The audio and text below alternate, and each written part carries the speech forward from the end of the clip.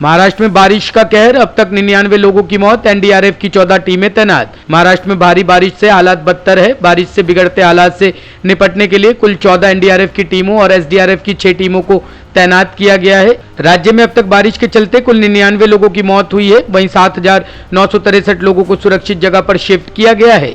बारिश का कहर लगातार जारी है। पिछले 24 घंटे में 4 लोगों की मौत की खबर है। बारिश का प्रभाव जानवरों पर बुरी तरह पड़ा है।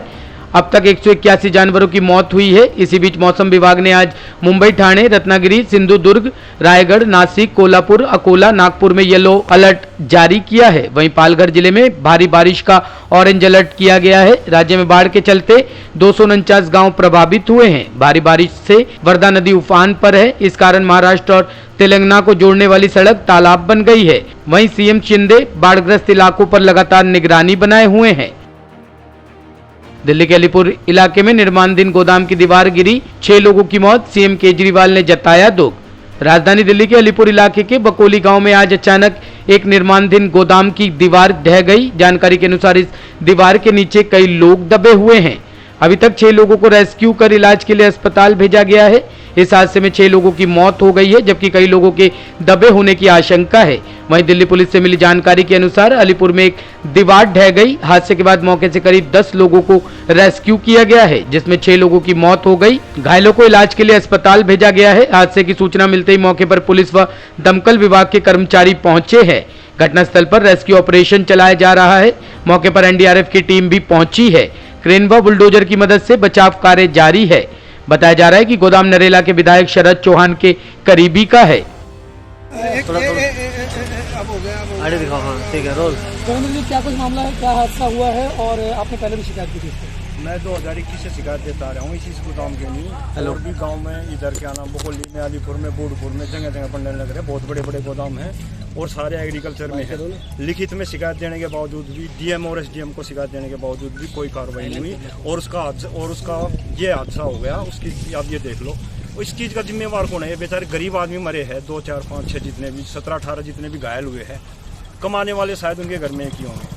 तो अब उनकी रोजी रोटी का जिम्मेवार कौन होगा?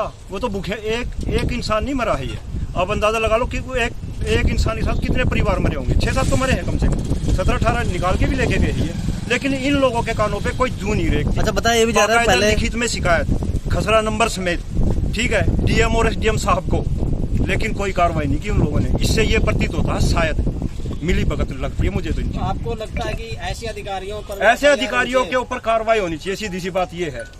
पहले के ऊपर कार्रवाई नहीं होगी तो सीधी सी बात है भाई, मैं तो गरीब आदमी हूँ, ये लोग सच्चा झूठा जैसे भी करके मेरे ऊपर कर देंगे कार्रवाई। लेकिन हो जाए, मुझे कोई दिक्कत नहीं है, लेकिन उन अधिकारियों के ऊपर कार्रवाई होनी चाहिए।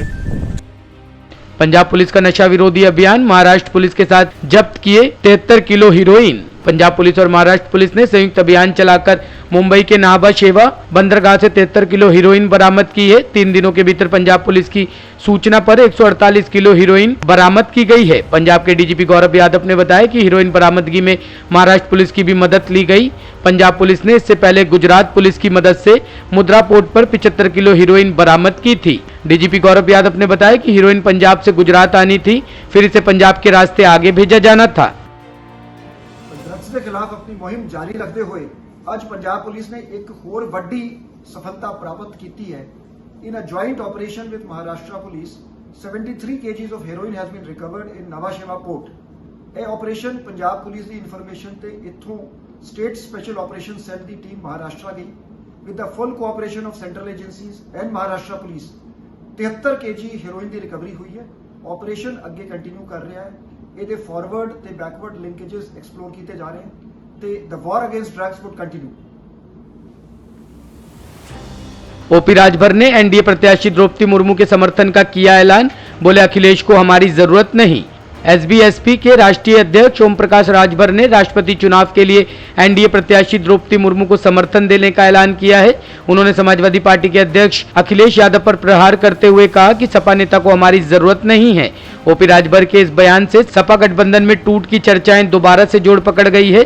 मीडिया रिपोर्ट के मुताबिक भाजपा अध्यक्ष ओपी राजभर ने पत्रकारों से बातचीत में कहा कि हमारी पार्टी का राष्ट्रपति चुनाव के लिए एनडीए प्रत्याशी द्रौपदी मुर्मू को समर्थन है। उन्होंने कहा कि सीएम योगी ने मुझे बुलाकर कहा कि आप पिछड़े दलित वंचित की लड़ाई लड़ते हैं। देखिए, समाजवादी पार्टी के नेता को जरूरत नहीं हम लोगों की है, ऐसा हमने महसूस किया। जब प्रेस वार्ता करते हैं तो जयंत चौधरी को बुला लेते हैं, लेकिन ओम प्रकाश राजभर को न बुलाना। राज्यसभा का चुनाव आया तब राज्यसभा जयंत चौधरी के दे देना,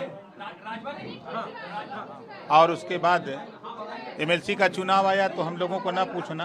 ये तो एक तरह से इग्नोर करने की बात ही हो रही है उनके यहाँ से।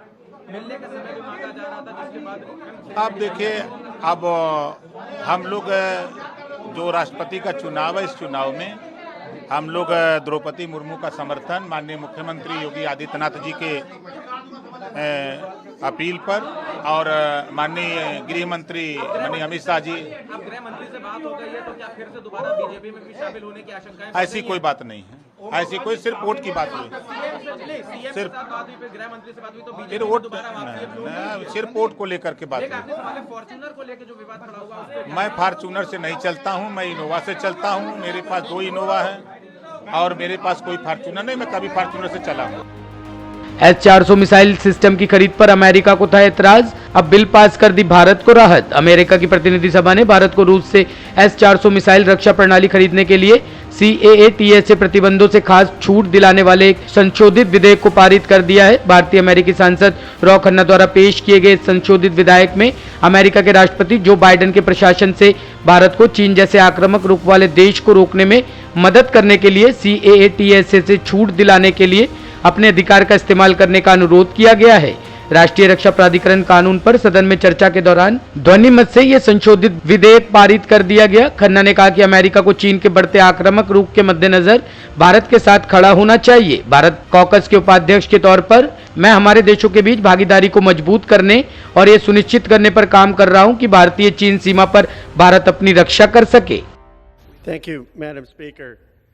I want to thank Chairman Smith for his extraordinary leadership in having a strong amendment to affirm the U.S.-India defense partnership.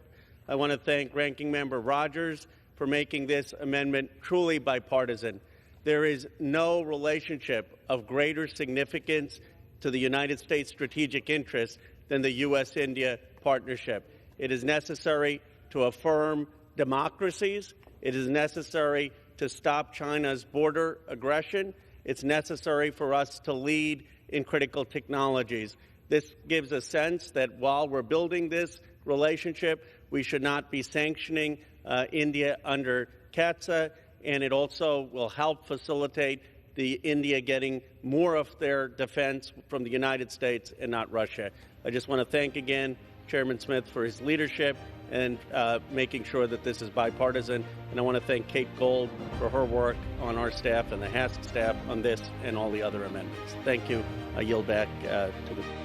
Bureau Report, Team Taftish News.